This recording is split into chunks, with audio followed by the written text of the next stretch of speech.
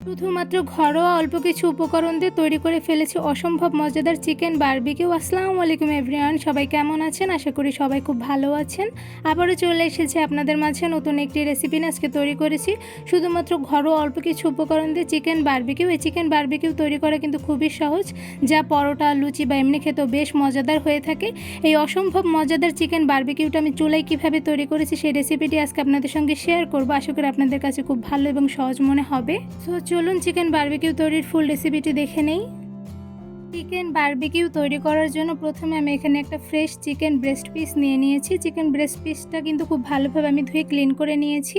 এবার একটা ছুরির সাহায্যে চিকেন ব্রেস্ট পিসের সাইড থেকে আমি একটু কেটে নিব, যাতে মশলা দিয়ে ম্যারিনেট করার সময় মশলাগুলো খুব ভালোভাবে চিকেনের মধ্যে ঢুকে যায়।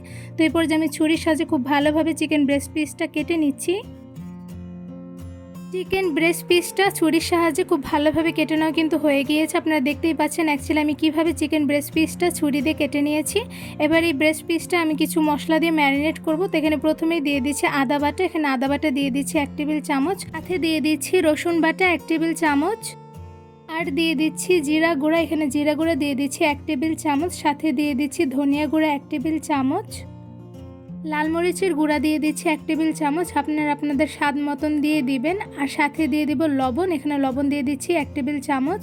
আর দিয়ে দিচ্ছি গোলমরিচের গুঁড়া 1 টেবিল চামচ। সাথে দিয়ে দিচ্ছি চিকেন বারবিকিউ মশলা 1 টেবিল চামচ। এখন দিয়ে দিচ্ছি টক দই। এখানে ফ্যাটানো টক দই দিয়ে দিচ্ছি 2 টেবিল চামচ পরিমাণ। সাথে দিয়ে দিচ্ছি সয়া সস। এখানে সয়া সস দিয়ে দিচ্ছি 2 টেবিল চামচ পরিমাণ। সাথে দিয়ে দিচ্ছি টমেটো সস। এখানে টমেটো সস দিয়ে দিচ্ছি 2 টেবিল চামচ পরিমাণ। এবার হাতের সাহায্যে সবগুলো মশলা চিকেনের সঙ্গে খুব ভালোভাবে মেখে মিশিয়ে নিব। চিকেনের সঙ্গে মশলাগুলো খুব ভালোভাবে মেখে নিতে হবে, তাহলে কিন্তু বারবিকিউ করলে খেতে বেশ ভালো লাগবে। তো এই পর্যায়ে দেখতেই পাচ্ছেন চিকেনের সঙ্গে কিন্তু মশলাগুলো আমি খুব ভালোভাবে মেখে নিচ্ছি। সব ধরনের মশলা দিয়ে চিকেনটা কিন্তু খুব ভালোভাবে মেখে নেওয়া হয়ে গিয়েছে। এবার এই ম্যারিনেট করা চিকেনটা একটা সাইডে ঢেকে 2 থেকে 3 ঘন্টা রেস্টে রেখে দিব। ম্যারিনেট করা চিকেন 2 থেকে 3 ঘন্টা রেস্টে রেখে দেওয়ার পর দেখতেই পাচ্ছেন মশলাগুলো কিন্তু চিকেনের মধ্যে খুব ভালোভাবে ঢুকে গিয়েছে। বারবিকিউ করার সময় মশলা দিয়ে চিকেনটা অনেকক্ষণ পর্যন্ত ম্যারিনেট করে রাখলে কিন্তু খেতে বেশ ভালো লাগে। এবার চিকেন বারবিকিউ করে নেব। তো চিকেন বারবিকিউ করার জন্য প্রথমে প্যানে দিয়ে দিচ্ছি অল্প পরিমাণে তেল। এবার তেল একটু গরম হয়ে আসলে এর মধ্যে চিকেনটা দিয়ে মিডিয়াম আঁচে কিছুক্ষণ রান্না করে নিব। কিছুক্ষণ মিডিয়াম আঁচে চিকেনটা রান্না করে নেওয়ার পর দেখতে পাচ্ছেন একটা সাইড কিন্তু খুব ভালোভাবে ভাজা হয়ে গিয়েছে। এই পর্যায়ে আমি আরও কিছুক্ষণ একদম মিডিয়াম আঁচে চিকেনটা ভেজে নিব। কিছুটা সময় চিকেনটা আমি ঢেকে রান্না করে নিয়েছি। তো এই পর্যায়ে দেখতেই পাচ্ছেন চিকেনের একটা সাইড কিন্তু খুব ভালোভাবে ভাজা হয়ে গিয়েছে। চিকেনটা ঢেকে দেওয়ার জন্য ভিতর থেকে কিন্তু খুব ভালোভাবে সেদ্ধ হয়ে গিয়েছে। তো এই পর্যায়ে আর কিছুটা সময় মিডিয়াম আঁচে চিকেনটা আমি ভেজে নিব। চিকেন বারবিকিউ করার সময় চুলার আঁচটা একদম মিডিয়ামে রেখে চিকেনটা ভেজে নিতে হবে, তাহলে কিন্তু ভেতর থেকে খুব ভালোভাবে সেদ্ধ হয়ে যাবে। তো এরপর যে আমি চামচের সাহায্যে আবার একটু উল্টে নিচ্ছি। দেখতেই পাচ্ছেন দুইটা সাইডে কিন্তু খুব ভালোভাবে ভাজা হয়ে গিয়েছে। আরও কিছুটা সময় চিকেনটা ভালোভাবে রান্না করে নিলেই কিন্তু পুরোপুরি বারবিকিউ হয়ে যাবে। তো এরপর যে আমি চামচের সাহায্যে দুইটা সাইডে উল্টে পাল্টে কিছুক্ষণ ভেজে নিব। বেশ কিছুটা সময় চুলার আঁচ মিডিয়ামে রেখে চিকেন বারবিকিউটা রান্না করে নেওয়ার পর দেখতেই পাচ্ছেন প্রপারলি কিন্তু বারবিকিউ রান্না হয়ে গিয়েছে। এবার একটি পাত্রে চিকেন বারবিকিউটা বেড়ে নিব।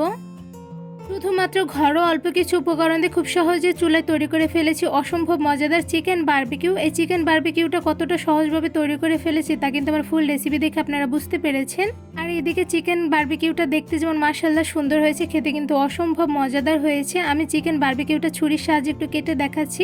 এদিকে দেখতেই পাচ্ছেন চিকেনটা মাশাআল্লাহ কতটা পরিমাণে সেদ্ধ হয়েছে যে খুব সহজে ছুরির সাহায্যে কেটে যাচ্ছে। তো এই পর্যায়ে আমার কিন্তু চিকেনটা খুব ভালোভাবে কেটে নেওয়া হয়ে গিয়েছে।